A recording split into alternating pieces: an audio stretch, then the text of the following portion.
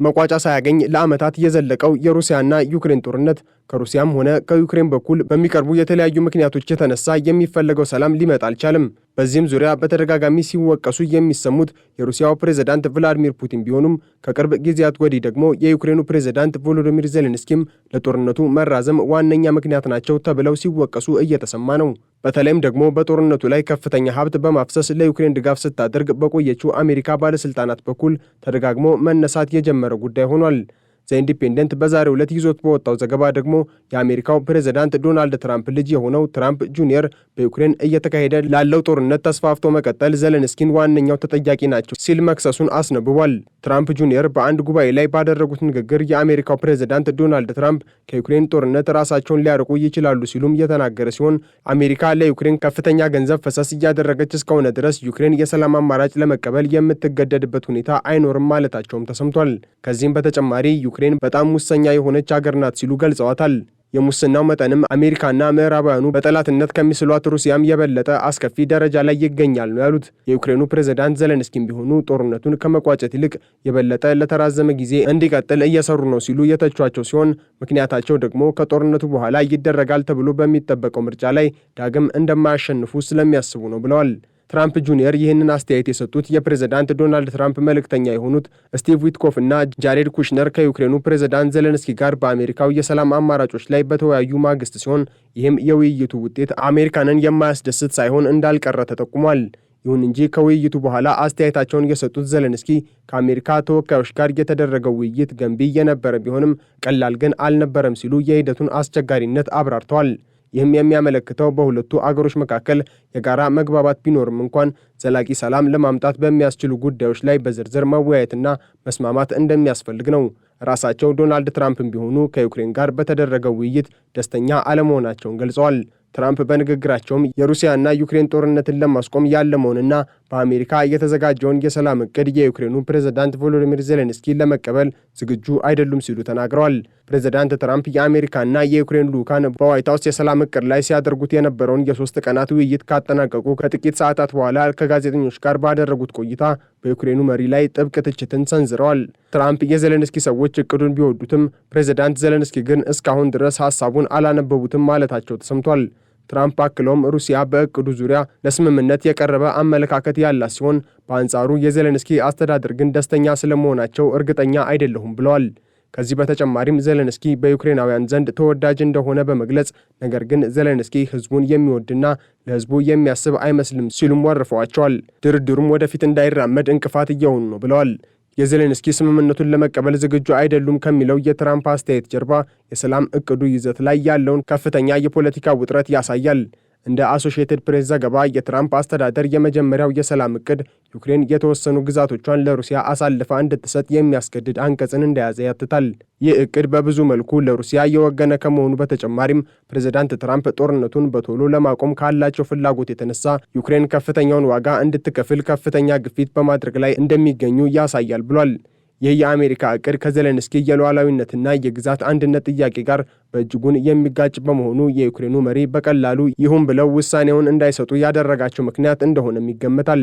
ይሁን እንጂ ዜሌንስኪ በትላንትናው ዕለት ከአሜሪካው ልዑካን ጋር ያደረጉትን የስልክ ውይይት አስከትሎ በማህበራዊ ትስስር ገጻቸው ባሰፈሩት ጽሑፍ ዩክሬን እውነተኛ ሰላም ለማምጣት በሚደረገው ጥረት ከአሜሪካ ጋር በበጎ መንፈስ ለመስራት ቁርጠኛ ነች ያሉ ሲሆን ከዚህ ቀደም የሰላም እቅዱን በተመለከተ የተደረጉት ማሻሻያዎችም ጥሩ የሚባሉ ናቸው ብለዋል።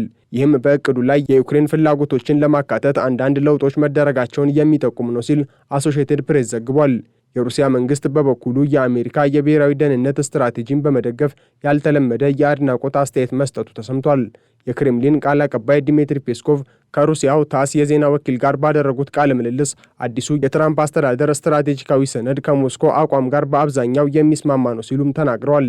ሰነዱ አሜሪካ ከሩሲያ ጋር ያላትን ግንኙነት ማሻሻል እንደምትፈልግና ጦርነቱን ለማስቆምና ከሩሲያ ጋር ወደ ተረጋጋ ግንኙነት ለመመለስ ያላትን ፍላጎት የሚያሳይ ነው ተብሏል። ክሬምሊን ለአሜሪካ ስትራቴጂካዊ እቅድ የሰጠችው አዎንታዊ ምላሽ ዋሽንግተን ከዩክሬን ሉዓላዊነት ይልቅ ከሩሲያ ጋር ያለውን ግንኙነት ማሻሻልን እንደዋና ዓላማ ማየቷን ያመለክታል። ይህም ለሞስኮ ድል ሆኖ የሚታይ ሲሆን በአንጻሩ በዩክሬን ላይ የሰላም እቅዱን እንድትቀበል የሚደረገውን ዲፕሎማሲያዊ ጫና ያጠናክረዋል። የፕሬዝዳንት ትራምፕ የዩክሬን ልዑክ ከሆኑት ሰዎች መካከል አንደኛው የሆኑት ኪት ኬሎግ ደግሞ ጦርነቱን ለማስቆም የሚደረገው ጥረት በመጨረሻዎቹ 10 ሜትሮች ላይ ይገኛል ሲሉም ይገልጹታል። ስምምነቱን ለማሳካት የቀሩት ሁለት ዋና ጉዳዮችም እንደ ዶንባስ ያሉት አሁን በሩሲያና በዩክሬን መካከል የባለቤትነት ጥያቄ የሚነሳባቸው ግዛቶች ጉዳይና የዛፖሮዥያ የኒውክሌር ኃይል ማመንጫ ጣቢያ እንደሆኑ ገልጸዋል። ዶንባስ ማለት ከ3 ዓመታት በፊት ሩሲያ ከሌሎች 4 ክልሎች ጋር በኃይል ጠቅልላ የያዘቻቸው የዶኔስክና ሉሃንስክ ግዛቶች መገኛ ሲሆን ለዜሌንስኪ እነዚህን መሬቶች ለሩሲያ አሳልፎ መስጠት ደግሞ ትልቅ የፖለቲካ ኪሳራ ነው። ዛፖሮዥያ የኒውክሌር ጣቢያም እንዲሁ በአሁኑ ወቅት በሩሲያ ቁጥጥር ስር የሚገኝ ነው። ይሁንና የማይቀየር አቋም እንዳላት ስትገልጽ የቆየችው ሩሲያ ስምምነቱ እነዚህን ግዛቶች ለሩሲያ እውቅና በሚሰጥ መልኩ ማሻሻያ እንዲደረግበት እየጠየቀች ነው። ይህ አቋም ሩሲያ በድርድር ጠረጴዛ ላይ ያላትን ተጽዕኖ ለማሳየት የምትፈልግበትን መንገድ ያሳያል ተብሏል። የሩሲያን ፍላጎትና ጥቅም ከግምት ውስጥ ሳያስገባ የተቀረጸ ማንኛውንም እቅድ ለመቀበል ፈቃደኛ አለመሆኗንም በግልጽ አስቀምጣለች። የክሬምሊን ለውጦች ያስፈልጋሉ የሚለው አቋም የሰላም ድርድሩን ሂደት በእጅጉ ሊያወሳስበው እንደሚችል የሮይተርስ ዘገባ ያሳያል። ሩሲያ የምትፈልጋቸው ለውጦች ምናልባትም ዩክሬን በግዛት አንድነቷ ላይ ልትስማማ የማትችላቸውን ወይም ምዕራባውያን አገሮች ለመቀበል ፈቃደኛ የማይሆኑትን መስፈርቶች ሊያካትቱ ይችላሉ። ይህ የሰላም እቅዶቹ እውን እንዲሆኑ ለማድረግ ከዩክሬንና ከሩሲያ የሚጠበቀው የፖለቲካ እርምጃ በእጅጉን የተለያየና እርስ በርስ የሚጋጭ መሆኑንም ያመለክታል። በዚህም መሰረት ሩሲያ ለውጥ ያልተደረገበትን የሰላም እቅዱን መቀበል ካልቻለች በአሜሪካና ዩክሬን በኩል የሚቀርቡ እቅዶች ተፈጻሚነት በሞስኮ በኩል ባለው በጎ ፈቃደኝነት ላይ ብቻ እየተንጠለጠለ ያደርጋል የሚሉ ስጋቶችን ፈጥሯል። ይሄ ደግሞ ለግጭቱ ዘላቂ መፍትሄ ማምጣት እንዳይቻል ትልቅ እንቅፋት ሆኖ እንዲቀጥል ያደርገዋል።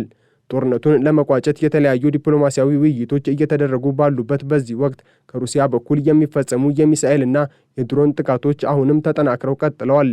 እሁድ ዕለት በተፈጸመ ተመሳሳይ ጥቃቶችም ቢያንስ 4 ሰዎች በዩክሬን ውስጥ መገደላቸው ተዘግቧል። በተለይም በካርኪቭ ክልል 3 ሰዎች ሲሞቱ፣ በክሬመንቹክ ደግሞ የኃይልና የውሃ አገልግሎት መቆራረጥን ያስከተለ ጥቃት ተፈጽሟል። ይህንንም ተከትሎ ሩሲያ ቅዝቃዜውን እንደ ጦር መሳሪያ እየተጠቀመች ነው በማለት የዩክሬን ባለሥልጣናት ሩሲያን ሲከሱ ተደምጠዋል። የዩክሬን አየር ኃይል እንዳስታወቀው ሩሲያ በአንድ ጀንበር ባደረሰችው ጥቃት 653 ድሮኖችንና 51 ሚሳኤሎችን ተጠቅማለች።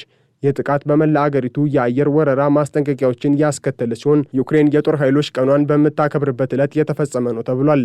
የዩክሬን ኃይሎች 585 ድሮኖችንና 30 ሚሳኤሎችን መትተው ቢጥሉም ከ29 በላይ የሚሆኑ ቦታዎች ላይ ጉዳት ደርሷል።